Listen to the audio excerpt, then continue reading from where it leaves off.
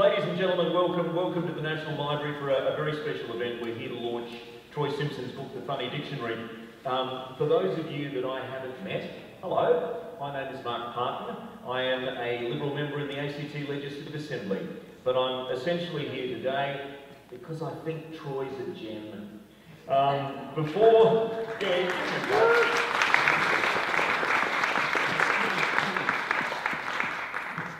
Never before have the words for "he's a jolly good fellow and so say all of us" ever had as much meaning, because I think there's a bit of love in the room. Before we begin proceedings, I would like to acknowledge and pay respect to the traditional owners of the land on which we meet, the Ngunnawal and Ngambri people.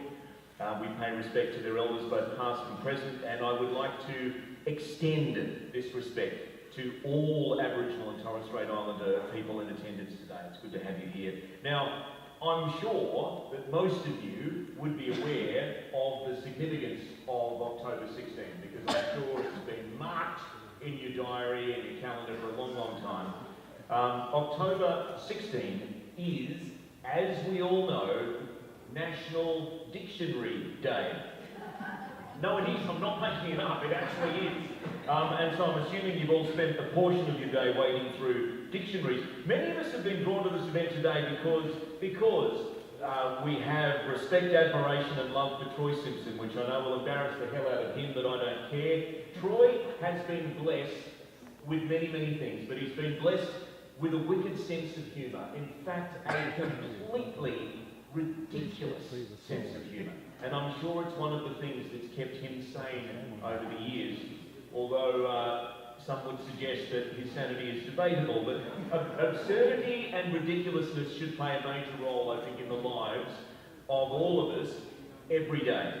In a world where we're surrounded by complex issues, by bullies, by never-ending arguments, by problems that seemingly have no solution, I think it's so important for all of us to be able to find the sanctuary of a really good laugh, and Troy understands that more than most. He also understands that the best laughs are often at your own expense, and I'm sure that if those who were responsible for most of the gaps and the howlers in this dictionary were here, they would be laughing along at themselves as well. My favourite definitions for the funny dictionary are as follows. Justifiable homicide, when a woman kills her husband. A socialist, a man who goes to parties all of the time. Yup. Filet mignon, an opera by Puccini. And melancholic, what you get when you eat too many melons. It must be said, though, that the thing that made me laugh the most was captured in the introduction, in giving us I guess a historical perspective on books just like this one.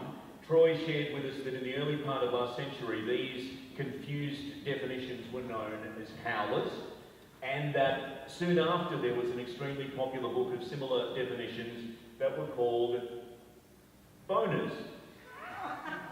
And look, I just couldn't help but wonder whether there was ever a brainstorming session ahead of the publishing of this book.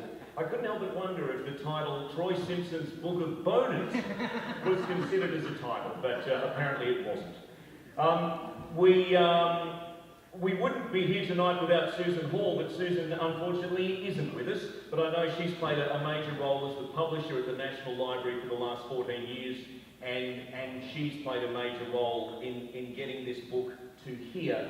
Candice Capp is here representing the publishing arm of the National Library, and I would like you to make her feel welcome as she comes to the library.